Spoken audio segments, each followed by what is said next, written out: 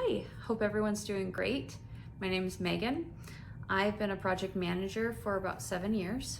I first started off as a software engineer and eventually moved my way into project management, program management. I wanted to talk about kind of escalated projects and on the technical side and how people, if you're first getting into running a project, what that can look like. In my 7 years, I've never seen a project run smoothly. I've usually come in and things are dragging. Nobody knows where specific timelines are sitting. One team's waiting on a piece of work to be completed while this other piece of work was completed and nobody knew about it. So I want to talk about when a project is in that state, what you do to kind of reset, especially if you're new to project management and you're just getting familiar with the types of projects you're going to be working with. So to help level set or understand where a project is sitting, work specifically if you have these resources, work with your product partners to understand what the high level items are, essentially what your bolder items are, so that you understand the scope of work that the teams have been working on, and then identify the technical owners and the product owners of those specific areas if they have a product or another partner. Once you have those high level items, you can kind of start to outline where key dependencies lay for a specific team. A lot of times teams do not communicate. They are siloed and they're focusing on what they're working on.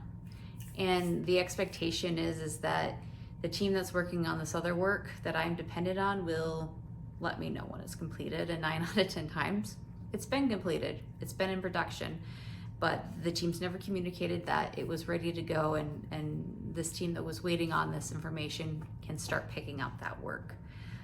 So really getting, if you're starting with a project that's been in the works for a while, nobody knows where the timelines are, it's best to kind of restart the foundation, understand what those pillar items are, and then slowly start putting things together. Depending on what the team's working with, if they're working with Jira, they're working with Excel. I've worked with teams that have worked with different types of tracking tools. One team I've worked with, as an overall team that I've worked with, one team was using Excel, one team was using Jira, one team was using Monday.com, and I had to piece all of those items together. And we also had some vendor relationships as well mixed into that. So taking a step back, working with my product partners, I got a high level understanding of what the scope of the project was. And then once I got the understanding of what the scope of the project was, I may ask, is there been any architectural design? Was there ever an architectural review? Some teams don't necessarily have lucid charts or actually go through those flows. If that has not happened, if those diagrams haven't been created for whatever reason, maybe they weren't needed, then you either make the decision that you either help make the decision that yes, we need to have a technical diagram to understand if there's any gaps, or okay, we're already too far in. Let's just, what do we need to get out the door? What do we need for delivery to get these timelines in place? So once you've got that baseline of foundations, then you can start bringing the teams and these stakeholders together to get this recommitment. So usually I'll start off with the primary stakeholders, the ones that are in charge of the project. So once I've worked with my product partner, I'll work with their engineering team to level set what they've worked on and what is still coming down the pipeline. And usually in those conversations, you'll get more conversational, oh, we're waiting on this from this team. Those little snippets come out, and then you know, okay, I have to go looking and seeing, okay, is this team's work done? And then kind of start piecing everything together. Once you have those high level items, bringing two teams together that have the majority of the work would be the next phase. That way then you're level setting where work left and where it is currently, and start getting those timelines in place. And then the conversations will continue. You'll start having, either a lot of things that I've seen is, oh, we need an API contract. So then the back end and front end team will have to have conversations about those API contracts. And then you'll need security and monitoring to come into play. Maybe there's legal that needs to happen.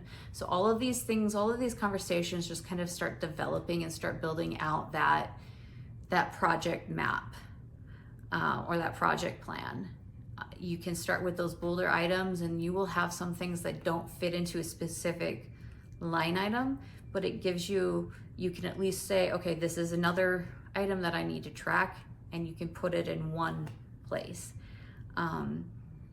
In a perfect world, it'd be great if everybody was using the same tool. Sometimes that doesn't happen. If your project management team is using high level items, you may be using tools like Jira, you may be using Excel, you may be using Monday.com, Asana. I think if once you get that high level understanding and you start getting these timelines from the teams, then you can start outlining. If your project management team is using a specific tool, then you can start outlining those and start pulling things together.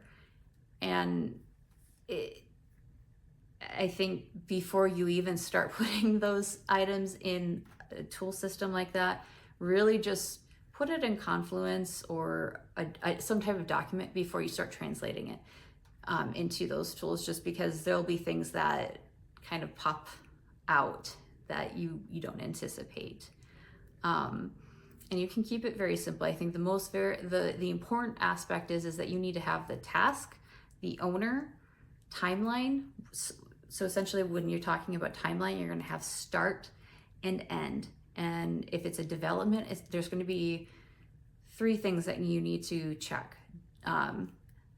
Maybe 4. Analysis, so development analysis, development build, development testing, and then pushing it out to production. When will it actually be ready for production? And I think when you're starting to lay out that foundation timeline, getting to the nitty gritty of the specifics is really important, because a developer could just say, oh, it's going to be ready February 14th. What does ready mean? Are we defining that as it's going to be production ready, or is it going to be QA ready, or is it going to be ready for this team that's dependent on this work to start working on it